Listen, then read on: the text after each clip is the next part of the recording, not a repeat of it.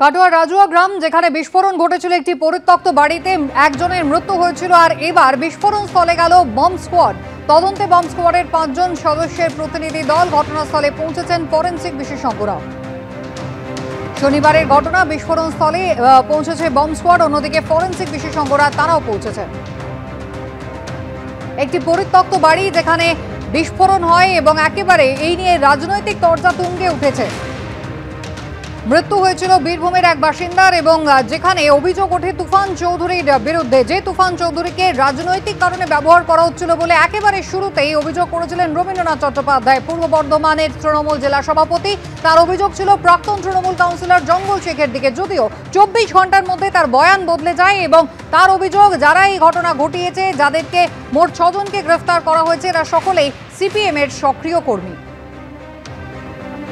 আর আজকে তদন্তে নেমেছে বম্ব স্কোয়াড। ইতিমধ্যেই ফরেনসিক বিশেষজ্ঞরা তারাও পৌঁছেছেন ঘটনাস্থলে। রানা দাস এই মুহূর্তে রয়েছেন আমাদের সঙ্গে। রানা, কি খবর? একেবারেই দেখো, আজকে বম্ব স্কোয়াড যেমন এসে পৌঁছেছে, তেমনি বম্ব ডিসপোজাল স্কোয়াড এবং ফরেনসিক বিশেষজ্ঞ যারা রয়েছে তারা পৌঁছেছে। আর যেটা বম্ব ডিসপোজাল স্কোয়াডের সদস্যরা তারা যেটা দেখছে যে এই যে ধ্বংসস্তূপ যে বাড়িটা ভেঙে পড়েছে, সেখানে কোথাও কোনো বিস্ফোরণ রয়েছে নাকি, কোনো বোমা রয়েছে নাকি, কোনো মশলা রয়েছে নাকি। অন্যদিকে ফরেনসিক আধিকারিক তারা কিন্তু সেখান থেকে নমুনা সংগ্রহ করছে, অর্থাৎ কি ধরনের বিস্ফোরণ সেখানে ছিল, কি ধরনের মশলা ব্যবহার করছিল, সেইগুলোই কিন্তু তারা মূলত সেখান থেকে নমুনা সংগ্রহ করছে। কিন্তু বিরোধীরা একটা প্রশ্ন করতে শুরু করেছে যে ঘটনা 2 দিন ঘটে গেল, এর মধ্যে বৃষ্টি পড়েছে, এর মধ্যে এই ফরেনসিক বিশেষজ্ঞরা 2 দিন পরে এসে তারা কি নমুনা পাবে, এটা কি শুধুমাত্র আইওয়াস? এই প্রশ্নটা কিন্তু ইতিমধ্যেই ফুটতে শুরু করেছে। তবে বম্ব স্কোয়াড যেমন সেখানে তার কাজ করছে, তেমনি ফরেনসিক আধিকারিকরা সেখানে কিন্তু কাজ করছে। অন্যদিকে পুলিশ সেখানে প্রচুর পরিমাণে রয়েছে, পুরো এলাকা ঘিরে রয়েছে। অর্থাৎ একদিকে যেমন দেখা হচ্ছে যে ধ্বংসস্তূপের মধ্যে কোথাও বোম রয়েছে নাকি, অন্যদিক থেকে সেখানে নমুনা সংগ্রহ করা হচ্ছে যে সেখানে কি ধরনের মশলা ব্যবহার করা হচ্ছিল সেটা জানার জন্য। রানা, ধন্যবাদ। আদালতে স্বস্তি পেলেন শান্তনু সেন। রাজ্য মেডিকেল কাউন্সিলের যে নির্দেশ ছিল তা খারিজ করলো আদালত। লেটার হেডে ডিপ্লোমা ফেলোশিপ হিসাবে পরিচয় দিতে হবে।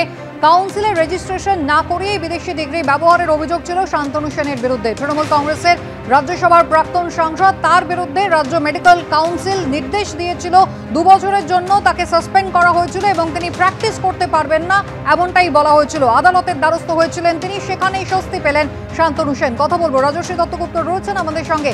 রাজশ্রী, কলকাতা হাইকোর্টের কি নির্দেশ? দেখো, কলকাতা হাইকোর্ট যেটা আজকে জানিয়েছে যে মেডিকেল কাউন্সিলকে নিয়ম মেনে এবং মামলাকারী অর্থাৎ শান্তনু সেনের বক্তব্য শুনে তারপরে প্রক্রিয়াগতভাবে যে পদক্ষেপ করার করতে হবে, এবং সেটা যদি কাউন্সিল চায় সেটা আবার নতুন করে করতে পারে, আইন মেনে করতে হবে। কারণ হাইকোর্ট মনে করছে যে মামলাকারী শান্তনু সেন তিনি যে আবেদনটা হাইকোর্টের সাথে রেখেছিলেন যে মেডিকেল কাউন্সিল তার কোনো বক্তব্য শোনেনি এবং তার বক্তব্য যথাযথভাবে পেশ করার সুযোগও দেয়নি।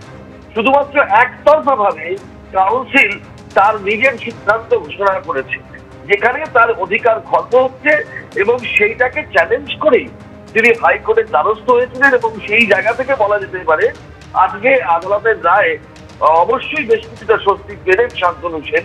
এবং তিনি যেটা বলতে চেয়েছিলেন যে কাউন্সিলের কাছে নিজের বক্তব্য পেশ করার সুযোগ চেয়েছিলেন, সেইটাই কিন্তু হাইকোর্ট তার নির্দেশে বলে দিল যে কাউন্সিল অবশ্যই চাইলে পুরো আইন মেনে গোটা প্রক্রিয়াটা নতুন করে করতে পারে, কিন্তু সেক্ষেত্রে অবশ্যই সঠিক কারণ দর্শাতে হবে এবং শুনানির সুযোগ দিতে হবে, তাকে তার বক্তব্য বলার জায়গা দিতে হবে, কি কারণে তাকে করা হচ্ছে সেটা পরিষ্কারভাবে উল্লেখ করতে হবে।